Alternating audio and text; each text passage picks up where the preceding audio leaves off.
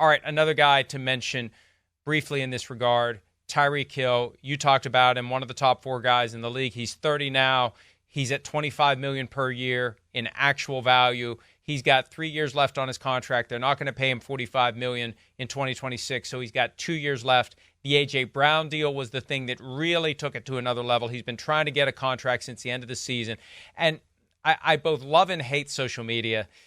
People just assume I'm just making shit up. Like when I say Tyreek Hill's been trying to get a contract since the end of the 2023 season. I know. And they're like, well, how would you know? Well, what do I do for a living?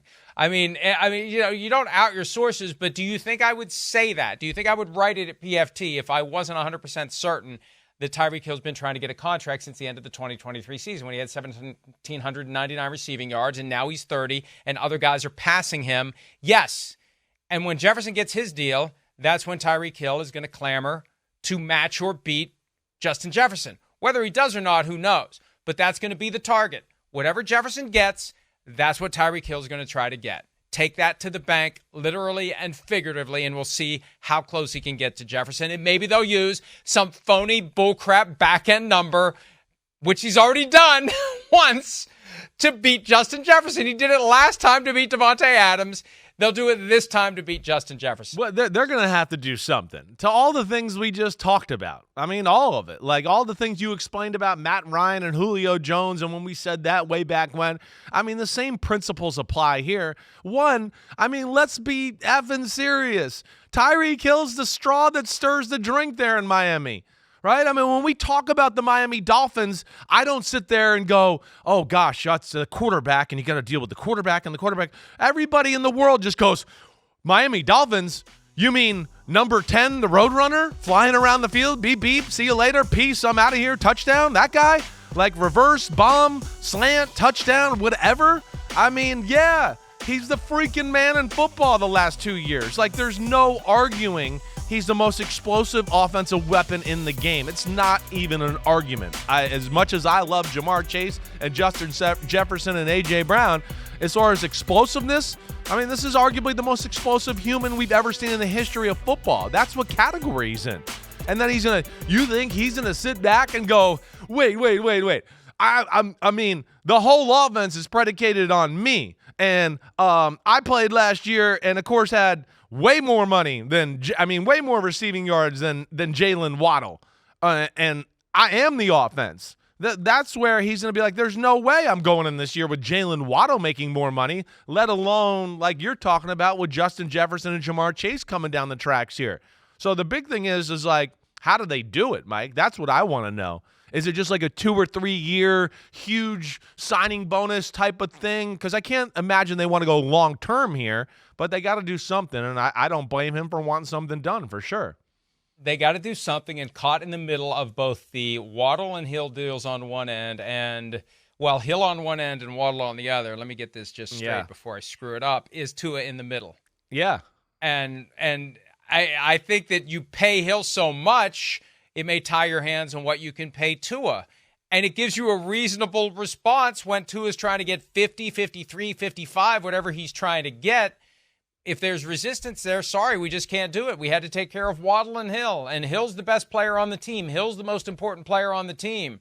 More important than the quarterback. And I think of any player in the NFL who could say, wait a minute, if you're paying Tua 50 and I'm at 30, something is, or 25, half of Tua, something is very wrong with this picture. And that's part of the conundrum. That really crystallizes the challenge the Dolphins face. And it may push them toward saying to Tua, here's our best offer, take it or play for 23-1 in 2024. Yeah, I could see that. I could see them playing, hard ball because of all the things you talked about with Tua, let alone like we discussed last week or maybe it was the week before, right? I mean, if I'm running the Miami Dolphins, I'm not just sold that like, oh, we got our guy for the future.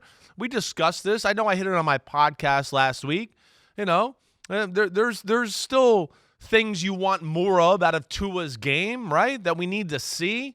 I know we stayed healthy, but we know there's still that behind, in the rearview mirror to a degree.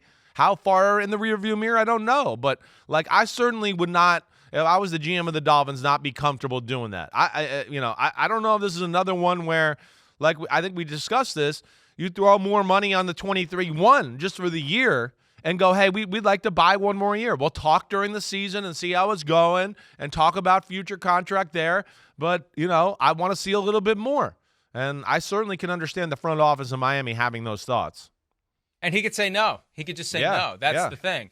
Whatever but they got the power here. They got the power here. I know. They do. They got 23-1. They got the franchise tag next year. They got the franchise tag the year after. Say they got 3 no. more years. What are you going to do? Yeah. Like, you think there's going to be a big trade market for you? Like, what? I mean, that's here's the reality. Right. They put their best number on the table that falls short of what he wants, and he has to ask himself, do I do door number 1 at 23-1, or do I take their best offer? Yeah. That's what his decision is going to be before the start of the season. They're going to put, I believe, they're going to put it on him. And you're going to have the Waddle deal and the Hill deal's likely done. We know Waddle's done, Hill's next.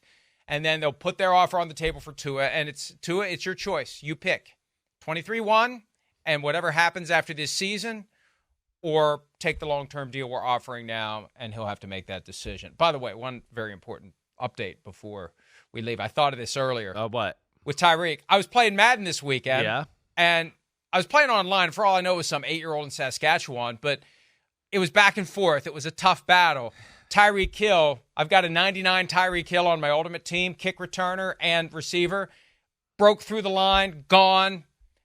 And right as, the final 15 yards, I threw up the deuces because you can do that so much. Who cares if it's taunting? They let you do it. And the guy quit. It was beautiful. Oh, it was beautiful. Inducing of rage quit is one of the most glorifying, very satisfying, right? And gratifying moments you can have when you're playing Madden. Yeah, you'd like to finish the game, but if you can get the guy to quit, and when it's a rage quit, you get the message that the connection has been lost to your opponent. Right. There's just something that I really like about that. Hi, it's Mike Florio. Thanks for watching PFT on YouTube. Hit subscribe for the latest news and analysis from Pro Football Talk.